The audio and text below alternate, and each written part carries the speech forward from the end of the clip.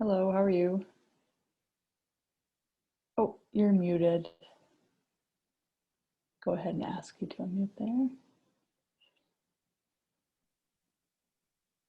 There you go. Oh, still can't hear you even though it says you're unmuted there.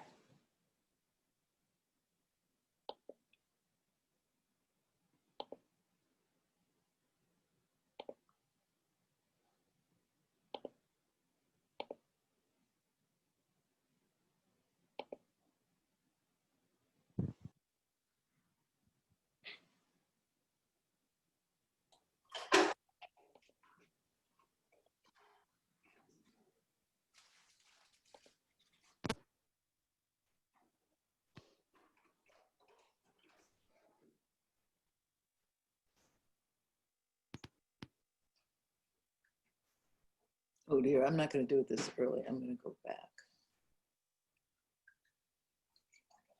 Not too much, not too much.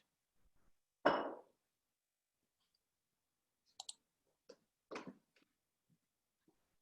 leaving the meeting. Oh God, there's Herb Goldberg. Easy.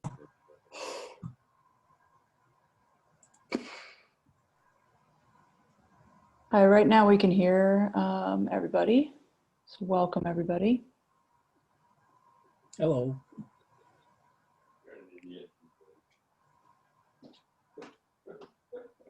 My picture isn't up. There's no camera. I have no camera. My picture isn't up. Just having a little trouble with Facebook, so I'm gonna stop my video for a second while I'm trying to be able to go live on Facebook. So I'll be right back, everybody. Hold tight. We still have about 5 minutes to go.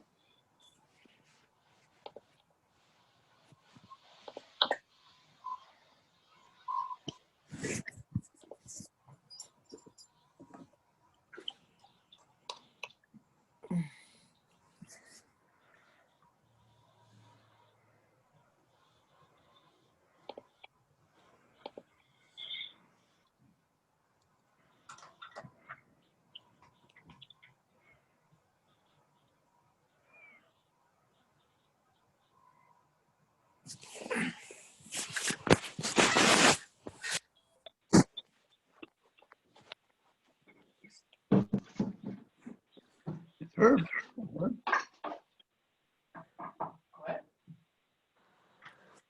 Herb and I are going to the Marblehead Museum tonight. They're having a thing on Marty Riskin.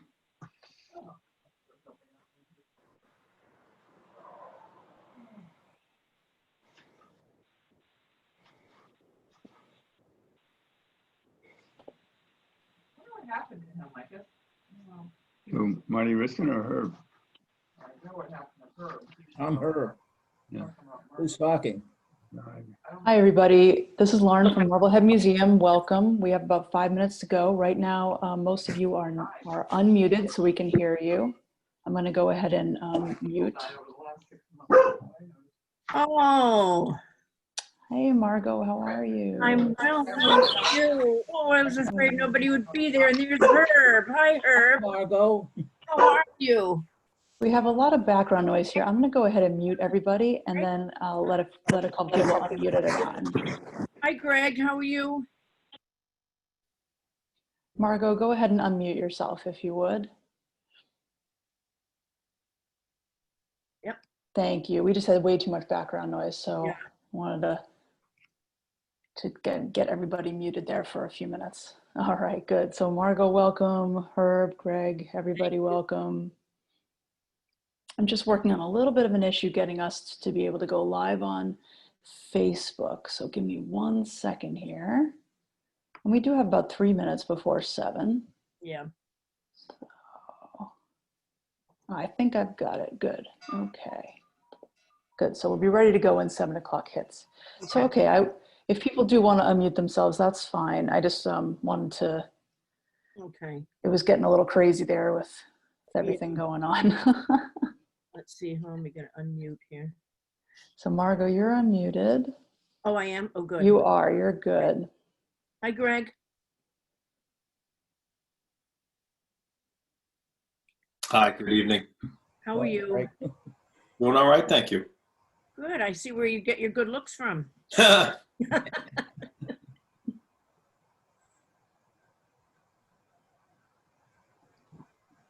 Welcome, everybody. Thank you. Thank you.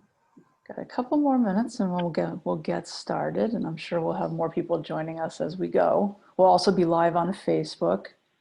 So I'm going to ask my colleague Amy Durbin, who's also on, to be checking the comments there.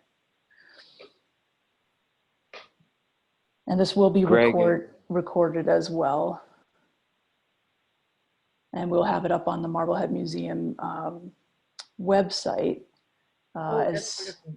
probably by next week, because it'll take me a few days to get it up. So by next week it'll be up, but it will be live. It'll be available on Facebook pretty much immediately. As soon as we end, it takes Facebook a few minutes, and then it's available in the video section for the Marblehead Museum. So Lauren, is the last day of the exhibit Saturday? no, the exhibit goes through, looking like it's going to go through the end of October, actually. So there's plenty of time for people to come see it. Oh, And that's you And- scared me, Marco, with your email. It said Saturday. that's what I thought. I thought it was just for the month of August. No, it's There's more than that. you have plenty of time, and the museum is open Tuesday through Saturday, 10 a.m. to 4 p.m. It's just admission by donation if you're able. Yeah. So come on by. Have you had many visitors? We've had a few, everything's been really slow right now. Not a lot of people are going inside anything, but people have come specifically for the exhibit. That's why they're coming. So yes, the people we've had have come to see Marty's artwork. So that's been awesome. That's great. Let Well, me there's Betty coming in.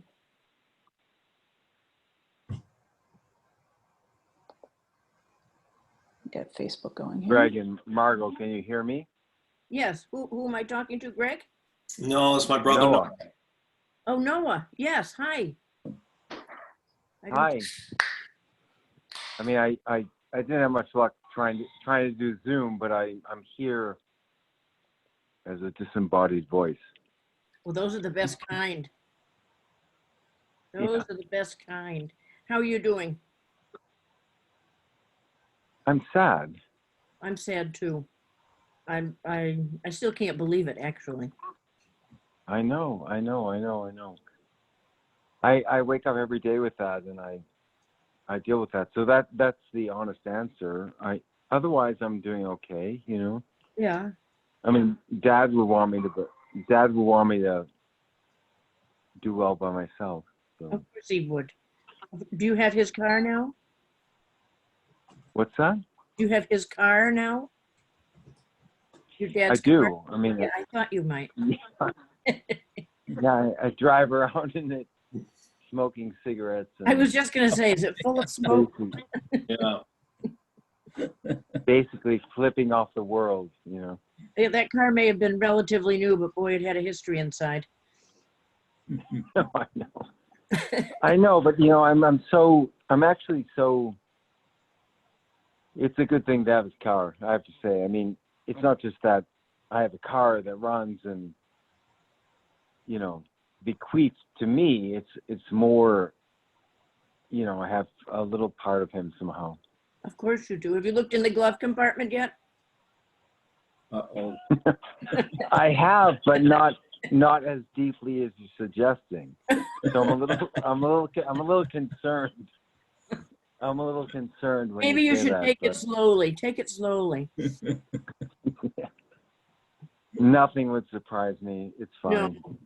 No, you're right. I wonder what might be in the trunk. Oh, stop, Herb. Oh, there's Alan. And Judy. Hi, Judy. Coach T, it's good to see you. Second from the left there. It's like Hollywood Squares. Oh, yeah, it is. Let's go ahead and get started, why don't we? It's 7:02, and I'm sure people will continue to join us, but we've got about 19 people on the call right now, which is a great start. So I want to welcome you all to our virtual opening reception for the Marblehead Museum's exhibit for the late Marty Riskin. Many of you I know, and some of you I don't. My name is Lauren McCormick. I'm the executive director of the Marblehead Museum. And for the family and the friends of Marty on the call, my sincerest condolences. With Margot's help a couple of years ago now, we were very blessed at the museum to receive a great collection of Marty's work. And to be honest, had it on our schedule to do an exhibit, and unfortunately he passed before that happened. And then when he did, we realized, oh my gosh, we have to get this on the wall now. And so things worked out, and we were able to do that with Margot's help. And we're honored to be able to display just a portion of the amazing artwork that he produced in his lifetime.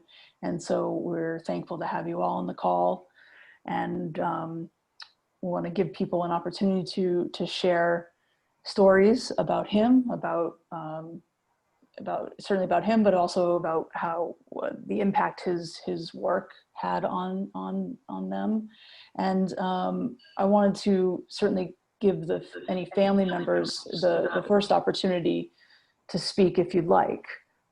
No pressure to do so, of course. And feel free to unmute yourselves and jump in if there is anything that you'd like to share or like to say at this time. Yeah, I think one of my brothers is here. I have another brother. He's out here somewhere. Seth, are you there? No, very busy. I would just, thank you all for being here. First and foremost, my dad would be excited that this exhibit was taking place. If he were living, it would put a bounce in his step, because if you knew anything about my dad, he liked affirmation of his life's work. He, much like many artists, he suffered that strange combination of, having an intense conviction for his work that most people maybe didn't understand. And I think as a result, he had, a certain amount of insecurity about who he was, what he had become, what he had amassed in his life. And several times throughout his life, he would sort of make statements that nobody really cared, about his work. And when our mom died, 15, 16 years ago, when she left this world, she had some of those similar sentiments. And I think that a lot of artists share those, that their work didn't have much meaning to others. It had meaning to them. So my dad would have been really pleased, and his spirits would have been buoyed by having an exhibit of his work and seeing everybody here tonight. So Lauren, Margot, the staff, the board, everyone that's participated, thank you very much on his behalf. If you knew him, you knew that he was forever stimulated by ideas and creativity and looking at things differently and trying to find new and innovative ways to deal with what most people would view as obvious.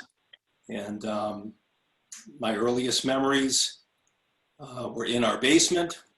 We called it the studio because I think it gave it more cachet, but it really was the dank basement. But that's where he did his work.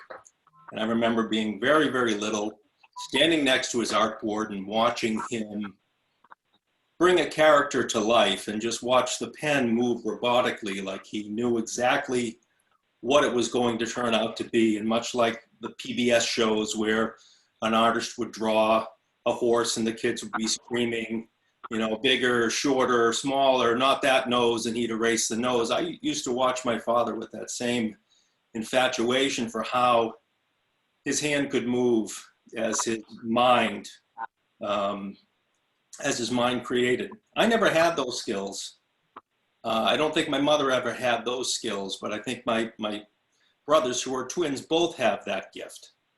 So I was sort of mesmerized by my dad's skills early on, and he dedicated his life to drawing and illustrating. Everything from gag books to textbooks, from cereal boxes to Celtics programs. And one of my fondest memories was he was did some work for a client that would do promotions and deploy tchotchkes into cereal boxes. And whether it was Captain Crunch or, Sugar Bear or whatever the character was, I used to watch him bring, breakfast cereal to life as a young kid. And one time he was doing the back of a cereal box that was going to be named the Freakies.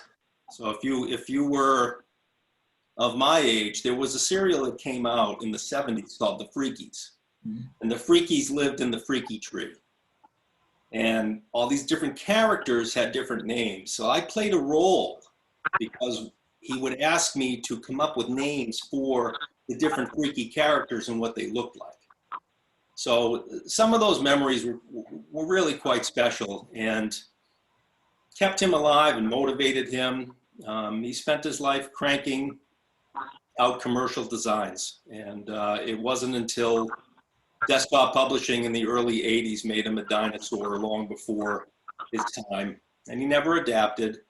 And he went through some hard times there. And what he didn't realize is that his love for cartooning and illustrating and connecting with the community would converge. And he got into editorial cartooning. And that really lifted him, for the last 20 years, where even though they were just illustrations about a particular community event or editorial opinion, they were his connection to the community and to people. And that made a great deal in how he felt about himself. And we were really grateful for that connection and for the community that it built. And, for a few decades, I was going to say that we amassed all of his work. I probably have a couple thousand pieces of art in my basement that my brothers and I will endeavor to go through and find a place for it to live on. But when you look at that body of work, there were so many decades where he didn't really invest in his own fine art and his own artistic exploration.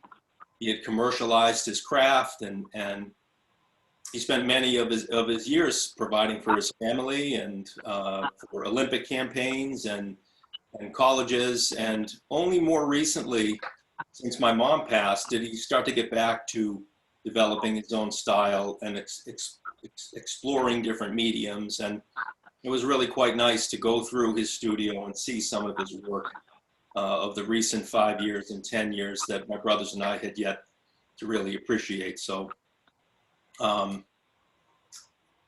when we get through it all, we're going to find a place for it to live on and for whoever wants it and wants to display it and wants to have those memories.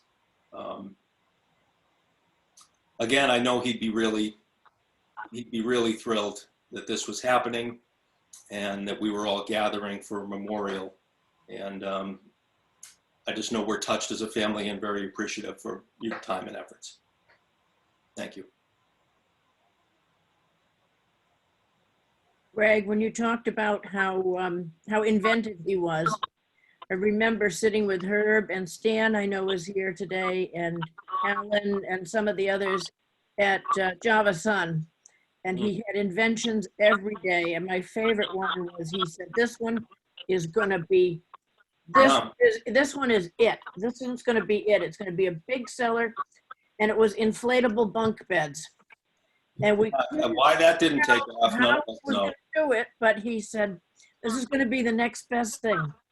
Inflatable bunk beds. I never forgot it. Yeah, well, like I said, an absolute genius at times. He was an absolute genius. Yeah, and a fool at others, but it was hard to discern which was which. I know. I remember watching him draw on napkins in Java Sun. Yeah. And then he didn't want to give it to anybody, so he would use it for his muffin and wipe his mouth with it. And we couldn't get the drawing. It was beautiful, but they were on a napkin and he'd throw them away. Well, I think we have them for you. If you want some. There's mustard on one, coffee stains on another. He loved to do those caricatures of people. And the one he made of me, they all looked awful. One of them, I looked like Susan Boyle, who won America's Got Talent. But this one, when I got my new Honda Fit, he thought this was looked just like me. Well, it does. What do you? Oh, you're his. There's no doubt. Yeah, about right, it. right. He did a bunch on me too. Me blowing the chauffeur with on Shlomo, my mighty steed, the Pied Piper of Parv, he called it. It was great. I've seen it. I have one of the large cards and that he did that's of me with a camera and everything like that, and all the pictures on it. But I met Marty when he first moved to Marblehead in around 68 or 69. I can't remember that. You guys lived on Tidewinds Terrace. I'm on Beverly. And used to going around for the Halloween, that he would set up all the stuff with all the noises and the ghosts coming down from the second floor and everything like that. Yeah. And we started playing cards together and realizing that he was working for an ad agency and I was in commercial photography. He became one of my clients. I did work for him personally and through the commercial studio I was there. And we actually commuted into Boston for a couple of years until our schedules changed that we couldn't quite do it anymore. But then meeting him down at Java Sun and, reconnecting there afterwards. I mean, didn't really disconnect or anything like that after all that time, but just such a good friend for so many years. And, just all the things that he did. And I'm in the Java Sun Gang portrait that's on the wall with Margot and Alan Goldstein, and who else is here from there? I'm not sure, but I'm the one with the coffee cup and the Arts Festival logos going on all the cruises. Right. I mean, is this Herb Goldberg? Is that? Yes, it is. Yes. Hi, Herb. It's Noah, his Hi, oldest Noah. son. Well, it's good. It's heartening to hear your voice. I mean, Thank you. I kind of just piece that together because, just because of the history, and I appreciate it. I mean, obviously there's a long history there and plenty of good memories. And anyways, I mean, the fact that you would get on this call, this Zoom Be here. thing that we're on, I mean, that means a lot. I appreciate that. Thank you. Are you still there on Beverly Avenue, or? Yep. Haven't moved. Still in the same house. Still hanging out. The kids are gone. Everything like that. But I'm still here by myself. So. Has Same your house. wife passed? Is that what you're saying? 20 years ago. Yes. Really? Yeah. Yeah. I haven't been down there for a long time. No, it's still the same just, neighborhood. obviously. Sorry, go ahead. Excuse me. He said, go ahead. No, I just Oh, said, okay. Oh, it's still the same neighborhood except for the house next door to me, which is new in the past couple of years. Other than that, all the houses look the same and everything. So drive up. no, I'm sometime. sure. I mean,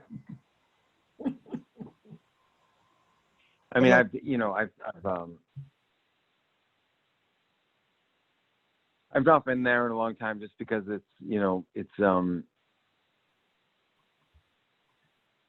have fond memories of my life down there, but I also, also it's somewhat painful. We had to leave.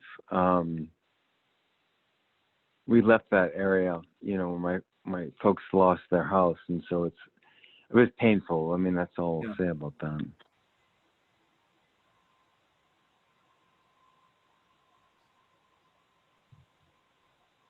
Would anybody else like to share a story or comment?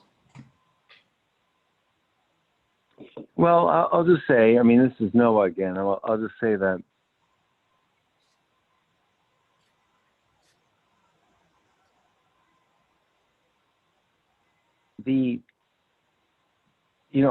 I've been online several times, and I just see the artworks at the Historical Society.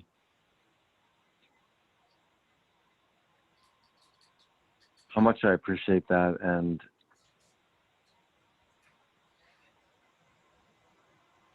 it's a mixed bag because it's you know, his presence is there, but I feel the loss. So, but you know, I'm grateful that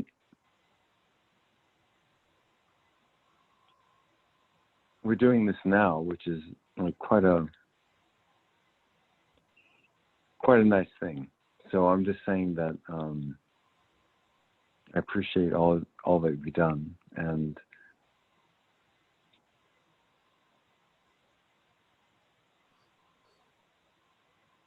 it's meaningful, and he would appreciate that too. So thank you. I'd like to say something. My name is Alan Diamond, and I've lived in Marblehead for over 50 years. And Marty and I became acquainted when he joined my poker group for Tuesday evenings about 5-6 years ago. I don't even remember when. But I've been in the community long enough, and I recall that you twin brothers of his sons were athletic, and they graduated with my daughter in Marblehead High School, Amy Diamond. Yeah. Either Amy or Lisa, I don't remember which one was in you guys' class. Anyway, Marty was a formidable poker player. And at one point, he drew a caricature of our poker group, which unfortunately is in another place where I am not currently, or I would show you what it looked like. And it's sort of one of a kind because he only distributed to the members of the poker group on my wall in my other den. And I look at it all the time, and it makes me smile. Because while we were playing the game, there were days when we would lose and days when we would win. And I know that when he and I were going head to head on a certain hand, and I would raise him, and he would always give me this sort of like gruff scowl look. And I'd smirk back at him. And I knew that when he gave me that gruff scowl look, he had something really good going on that I wasn't aware of. But anyway, he was a good friend, and we enjoyed each other's company every Tuesday night, and I will sorely miss him. And my condolences go out to everybody in the family. Thank you. And thank you very much for inviting me to this review. This is Seth, the third son, and the middle son. And you know, again, I just want to say how much my father would appreciate this. You know, I think in a way he spent his whole life trying to find a place in society and feel recognized and feel some kind of you know, continuity or coherence between how he was, how he saw the world, what he could do, and those around him. And I think he found that in Marblehead. And you know, he loved Marblehead, and he really, you know, felt it was his place. And it wasn't, I think it wasn't always that way. I mean, he moved there later in life when we were, Noah and I were 4, I believe, and maybe Greg wasn't even born yet. But you know, he, you know, it was a big step for him and my mother at the time, and over the years, and especially after my mother passed, he really started, and he used to talk about this, that he came out and he became more social, and I think he became a kinder, gentler, cantankerous cartoonist. So he really enjoyed, I think, you know, the past years in Marblehead. I think he felt very, very much loved, and he loved all of you and others in the town, and the town itself back, and he would often talk about that. And so to, you know, to know that everyone has gotten together and remembering him and appreciating his artwork, and also just how he was, I think it would be deeply meaningful to him, though he must have known it as well, as to how he felt the way he did about everyone. I would come sometimes to Java's Son, and I would visit just to see the energy and the interactions, and to see him in his element, and to see his friends, and that's why I came. So I know that those feelings were there. And I would just add that, you know, I've thought a lot about how my father was, and, you know, he didn't teach us how to change a flat bike tire, and he didn't teach us how to balance a checkbook, and he didn't teach us even how to get, you know, a high-paying job. It was all about realizing one's potential and following one's vision. And, you know, that has been something I've really cherished, and and I felt that it's been the essence of my person and my life. At times I've really struggled with it because, you know, it doesn't always mean life is easy or smooth to be an artist. And but I'll tell you, at this point in my life, I value what he gave us in that regard, and that is a kind of a purpose and a deep going self-knowledge, because that's really what he and my mother encouraged, was to realize ourselves authentically, and that's what he was about. And that's kind of a rare thing, and it's, you know, it has its ups and downs, but I see it as a beautiful gift that a father could give his sons.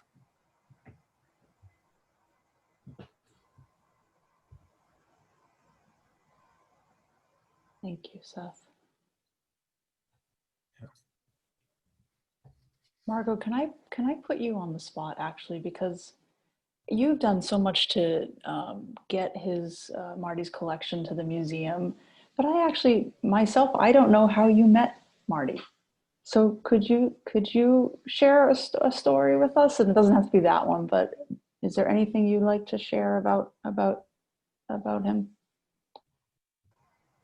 That's a good question. In a way, it seems like I've always known Marty. It seems like Marty's a part of me, and it seems like I've known him from day one, which isn't true. I don't know. A friend, Francie Welch, worked at the Reporter, and I knew her very well, and she was in Rotary with me. And I think I met Marty through her because he was doing the editorial cartoons. And I thought, this is some crazy guy. I think I like crazy. I like eccentric. I like crazy. And that's why my ex-husband is X. He was a little crazy and a little eccentric, and but they attract me. And Marty really attracted me. He was so unassuming, but he was so funny in a sly sort of way. And and then of course we went to Java Sum together, and we had a group there for years and years and years. And Marty could always be counted on when he was there to make the conversation interesting, whether it was, as Herb said, drawing on a napkin some great invention, and then wiping his mouth with it and throwing it away when everybody really wanted to have a piece of it. And he always dressed so schlumpy. He always dressed in dark colors, his blacks and the blues and the browns. And we had a member of our group who just looked like he stepped out of a bandbox. He had the periwinkle t-shirts and the pink shorts and silver hair, and he just looked marvelous. So we decided, Paul and I, that was Paul, that we would take him to LL Bean one day, and we would do a makeover, and we would have him be a better, more sartorially with it. And we didn't want him to look like a total Marbleheader, but we thought there could be room for improvement. So it turned out we went 3 times, I think. Paul and I would get in the car and we'd pick up Marty, and off we'd go to LL Bean in Burlington. And I remember walking over that little bridge into the women's section, and then I looked back at the two of them. Paul had Marty fondling the textures of the different slacks and the sweaters, and I see Marty there. It was so totally not him, and he's there with a sweater, and he's trying to learn from Paul. Oh yes, this is a 400 count Egyptian, very nice. And then he'd always go for something dark, a blue, navy blue or something. And Paul would drag him over to the yellows. And just watching the two of them was like watching I don't know, it was like watching a comedy. And he'd come out with some dark stuff, but we'd also have some lighter stuff. And then one day he said to me, you know, I saw some shirts online. They're really bright, and I think they'd brighten me up. Could you order them for me? I'm always ordering for everybody. I don't know why he couldn't order himself, but anyway, he said, oh, I don't have credit cards. I don't like to use credit cards. And I think I'll have to use a credit card. These shirts are from China. And I said, oh God. So I ordered the two shirts, and I ordered the same one for myself. I thought I might as well be mini me. It's kind of a nice shirt. And they came and he tried it on. I don't think he wore it more than twice, but that's the shirt that's in the exhibit. I said, I've got to put him in that exhibit on that big board wearing something bright. I cannot have him wearing all those clothes with paint and smoke and ashes all over them. And when he wore those shirts, everybody complimented, Marty, you look great. There was a blue one with a big gold sun on it. And he walked in one day and everybody said, oh, you Aztec king, you. And I think he quite liked it. But he went back to his schlumpy stuff the next day. But we tried. That's fabulous. But Marty was always fun to be with. We went out to dinner a lot. We went to Seoul, and we went to all sorts of places, to Tommy Florama's. We went up to Maine once and had lobsters, and went to that candy store in wherever it was. But he drove about 2 miles an hour, which would drive me crazy. I know I drive a little fast, but it took us forever to get places.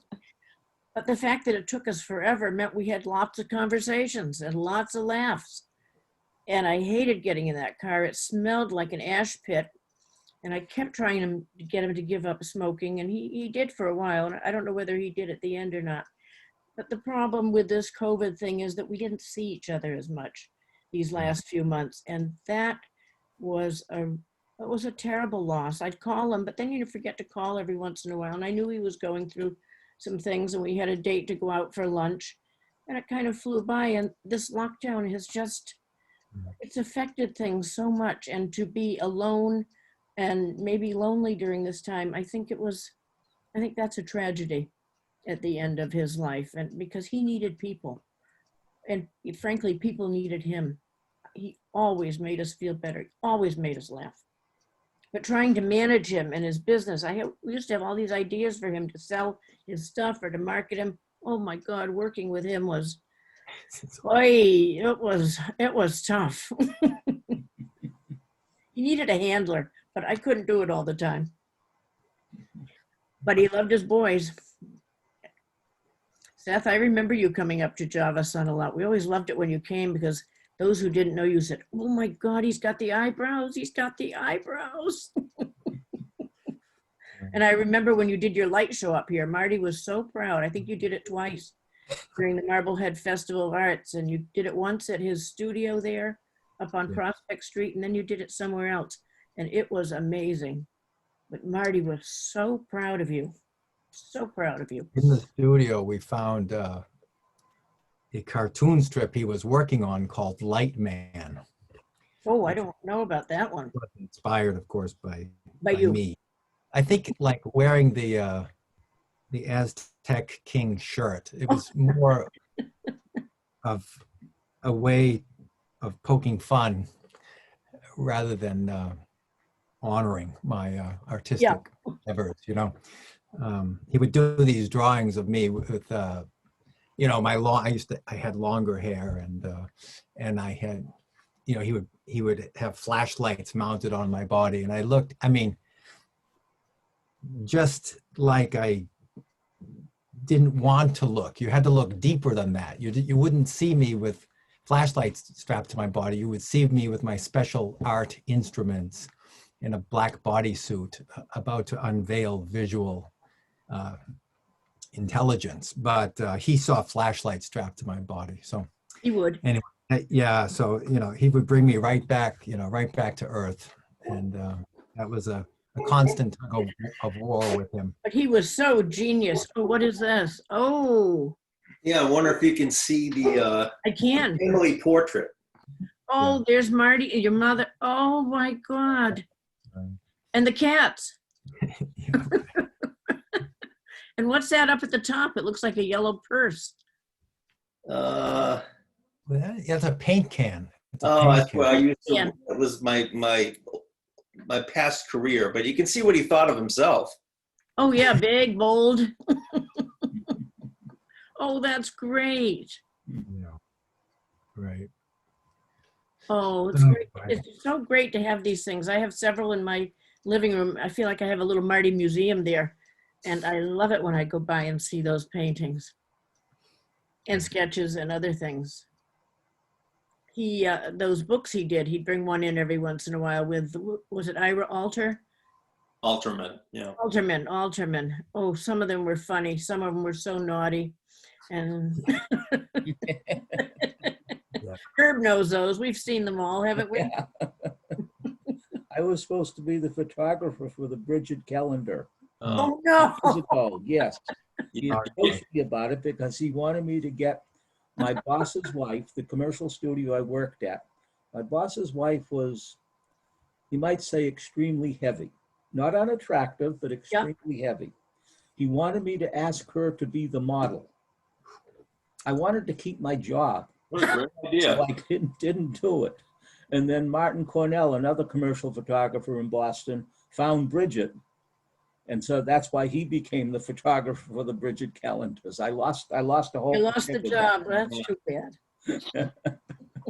But I still wanted to keep my job, so I didn't ask her.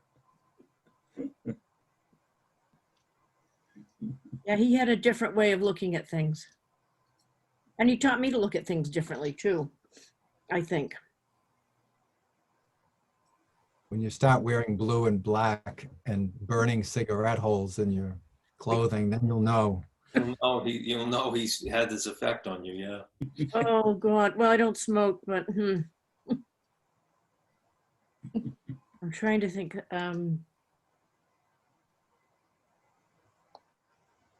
Yeah, I wish he had been recognized more, especially for his editorial cartoons, because I know at the end he wasn't being paid for doing those cartoons, and he did them anyway. And he had such a way of looking at things, and the ones that are in the exhibit at the Marblehead Museum, they're Marblehead subject ones. I mean, they're so funny. He looks out at the lighthouse and he says, "I love what you've done with the place." You know, he had such just a short little statement, but it encapsulated the whole thing. And we were always giving him ideas for cartoons. My favorite one was one I gave him for the Trump Library. What will be in the Trump Library? There's nothing, he never reads. And he did that marvelous cartoon. This is Trump Library, and there's just one book there. But he loved doing it. But I wished he had been paid commensurately for his talents and all that he could do. And I told him when he told me about Pickles in the Mist, I said, "You're nuts. That's not going anywhere. That's the stupidest idea I've ever heard. Pickles in the Mist?" Well, it was quite popular. I mean, I did a column briefly under a pseudonym. I got no responses to it, and I thought they were pretty funny. He'd get emails all the time that people loved his Pickles in the Mist. It takes a different kind of man. And Yeah. he was a different kind of man. Yeah. Wow. I never really saw him angry.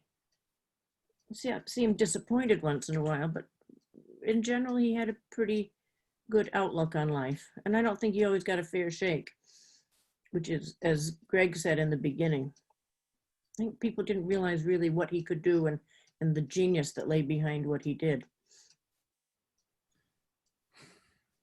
Well, I mean, that, he was deeply insecure, that was the other side of it. I mean, I know that. and I can remember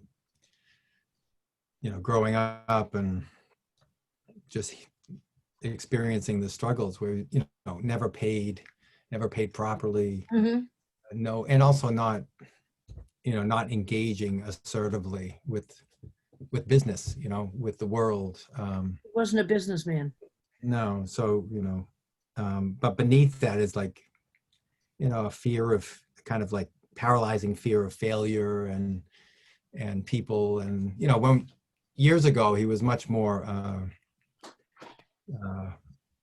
insular and sort of antisocial when my mother was around. And that, as I mentioned, that kind of changed when she passed, when he started to come out. I mean, he was much more, I think, even more positive and more playful and more social in the past, 10 or 15 years, which was very nice to see. So, I mean, it was all part of a package, I don't know if you ever belonged to groups before. So the Java Sun thing, that it was a real eclectic assortment of people. Most people that wouldn't know each other in a different context that would come for coffee every morning. And it was, Herb, don't you agree? It was just quite a. Oh yeah, it's a great group. And I think that he enjoyed that so much. I think everybody that was in there enjoyed it. Yeah. Well, people used to, who not part of the group, would always stop by and talk for a few minutes. Well, I think they were jealous, actually, which is probably why we got kicked out in the end. Not enough chairs. Yeah, I was going to say, I heard that you took over the place. You buy two sort of get coffee thrown out in a. hours. Yeah. Yeah, what can I say? Well, it's opening again. Maybe we can start our legacy again, but without Marty, it wouldn't be the same. But I know how much you must miss him. I miss him terribly. I keep thinking of calling him, and he's not there. It was just such a sudden end to everything. I have to say it's been hard. I believe it. I think I can speak for all of us. I mean, the three of us that, as you say, it's like you have to wake up in the middle of the night or the morning and remind yourself. Yeah, I'm constantly thinking, oh, we've got to call Marty. I want to tell him something. And it's hard to know that he's not there. Yeah. But we love that rascal. Did anybody else feel free to unmute yourselves? You're welcome to do that, or you can put something in the chat as well. I just want to make sure you all know, those of you on the call, that you have an opportunity to speak. Where is the chat? Oops, down at the bottom, sorry. So if you put your cursor in the bottom of your Zoom box, you'll see a chat box there. There's nothing in there right now, but. Oh, I don't see it on mine, but, oh, I see it. Well, Lauren, I'm glad to know that the exhibit is up through October, through the end of October. Yes, we're going to go through the end of October, actually, because it's so hard, I know, right now for people, and then now school's starting, and so it's just such a hard time. And, I do want to say that I in a way, I hate the fact that we have to have this virtual opening reception, but in a way it's nice. It allows us to bring people from all corners of the States and still be able to chat and share stories in a way that we might not have if we were all in a crowded, noisy room together. So in a way it's kind of nice. So that's why I just want to make sure that everybody feels that they have an opportunity. And it's been a great conversation so far and so many good memories. And Well, thank you for doing it. oh, it's been my pleasure. Wonderful. It's been my pleasure, certainly. I would add, it was great to see Marty at Javasan for sure, but his art, I mean, he was there every week, but then something would drop like 9/11 and you'd see the Statue of Liberty, or the annual recap that he did for the reporter. I mean, he was just such a staple that was always there. But then, I mean, the Statue of Liberty just brought tears to my eyes when I saw it. And he had a very quiet way of making such an impact with his art over the years in our community. It's, you know, it's hard to imagine that there would be that groove in a community, but we were so very fortunate to have Marty in that groove. I mean, just, and I don't know if I think it would be really neat to hear if people sort of have favorite pieces. I'm guessing Greg probably already held up his, which was a great family portrait, but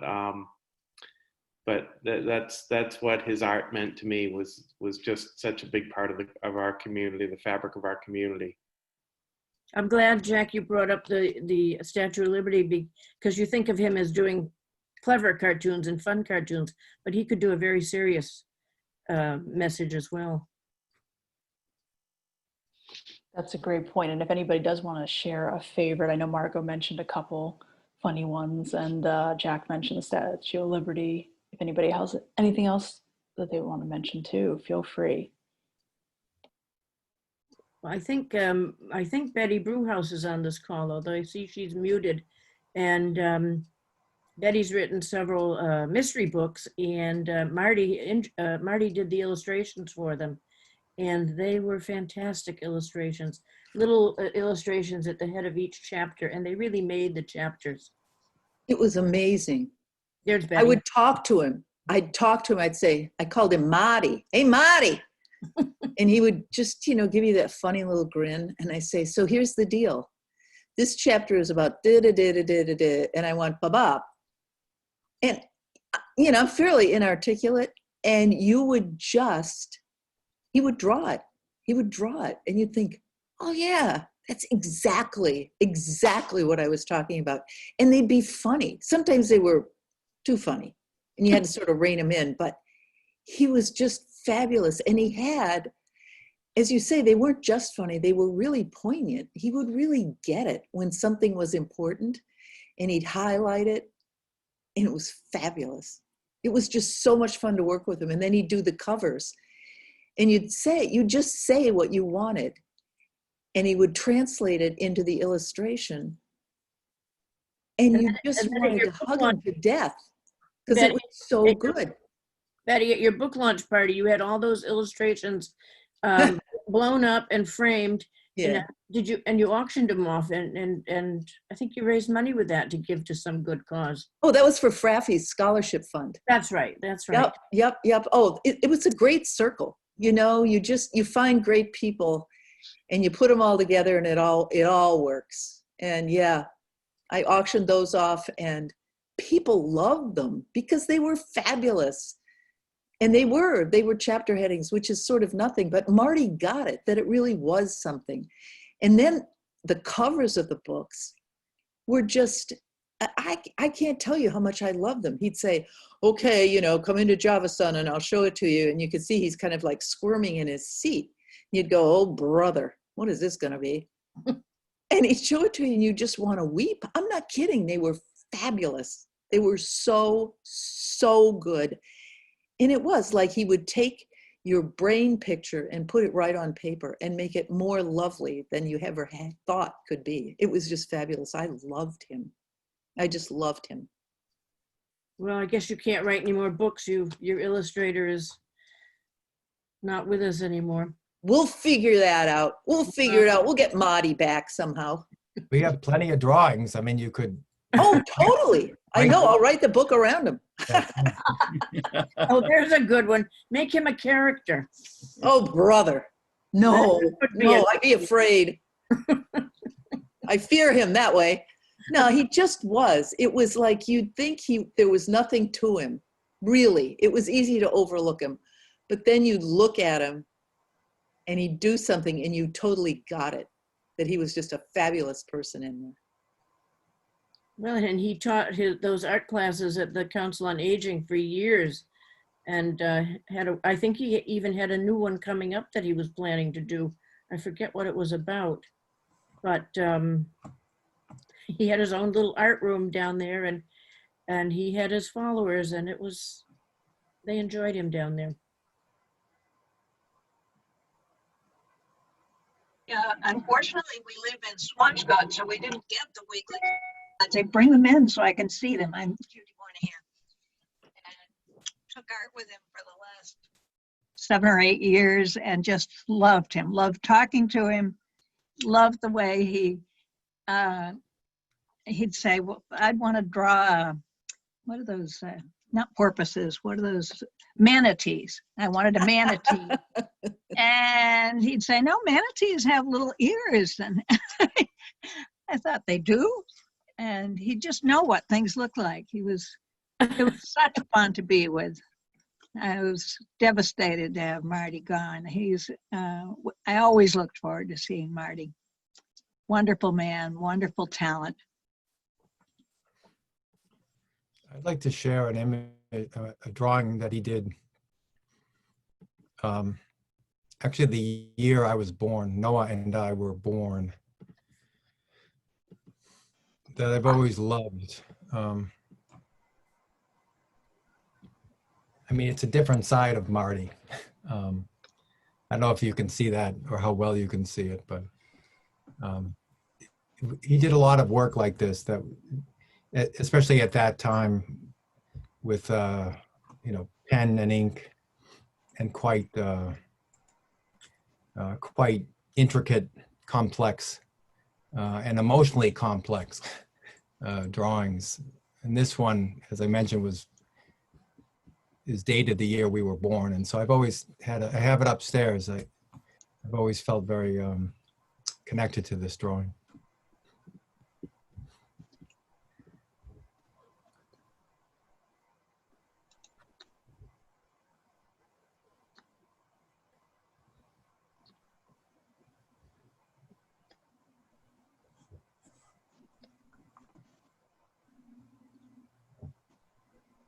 Right. Any last words from anyone? Well,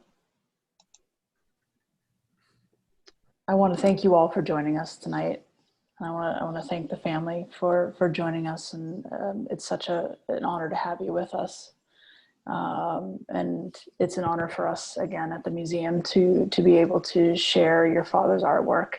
And I am just sorry that he wasn't able to see the exhibit.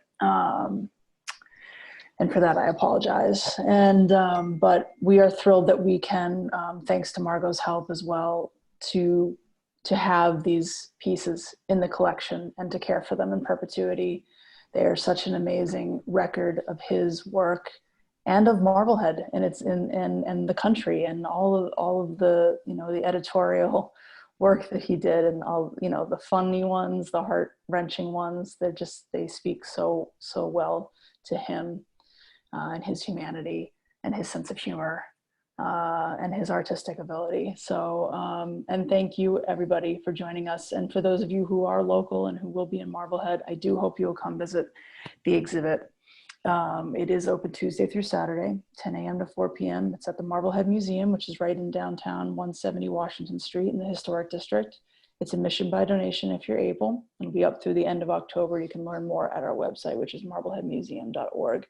Unfortunately, I was informed just a few minutes ago that Facebook is not liking our video right now because somebody tried to hack into it. But we're arguing with Facebook right now. Amy Durbin's on that, so hopefully we'll get that up. But in the meantime, we also have the recording that Zoom is making. So by early next week, I'll have that at the marbleheadmuseum.org YouTube page. So that will be available as well. So we will definitely have this available to everybody. So unless there's any final words, I'll thank you all again, and thank you for joining us, and wish you a good night. Thank you. Thank you. Thank you. Thank you, everybody. Thank you all. Take care. Thank you. Bye-bye. Bye-bye.